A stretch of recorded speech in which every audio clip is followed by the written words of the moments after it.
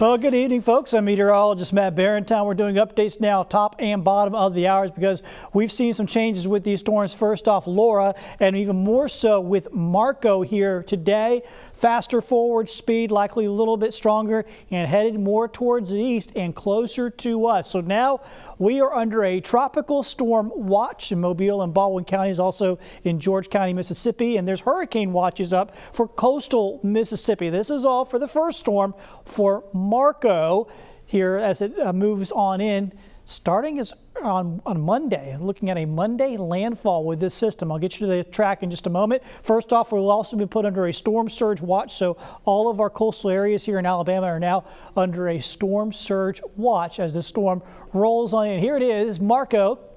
Winds of 65 miles per hour, got itself better organized last night, and that's helped along with its forward speed to change the forecast for this system fairly significantly. We knew it was eventually going to get pushed to the west by an upper level ridge, but it's going to be moving fast enough to where that turn takes longer, and that has a big impact on exactly where it ends up going. And right now, the National Hurricane Center has a center of this track right on the mouth of the Mississippi. The east side of this track gets really close to us. This is Dauphin Island right here, and we're going to be on the east side of this one way or the other, getting impacts off of Marco as it makes landfall. Now, that landfall, once again, like I said, is speeding up. That's 1 o'clock on Monday afternoon. We'll get the first rain bands, though, as early as tomorrow night. So this is going to happen very, very quickly. Looks like it'll be possibly a Category 1 hurricane as it makes landfall. That's the forecast for right now from the National Hurricane Center.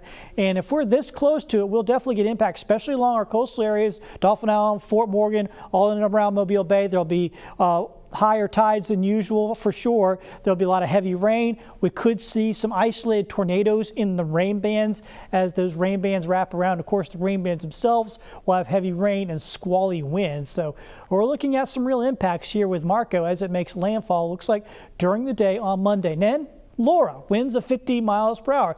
Look at the track of Laura. Laura's going to go right on over Cuba.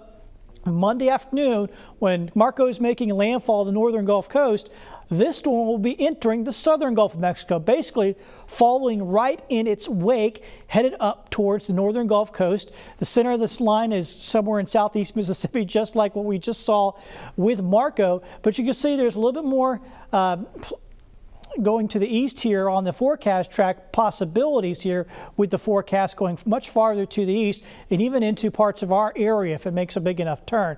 So this once again would put us on the right side of the system, would put us in the zone for seeing some heavy rain, some heavy winds, some rough surf, some high tides along with all this. So we're going to have a number of issues on Monday and then again on Wednesday.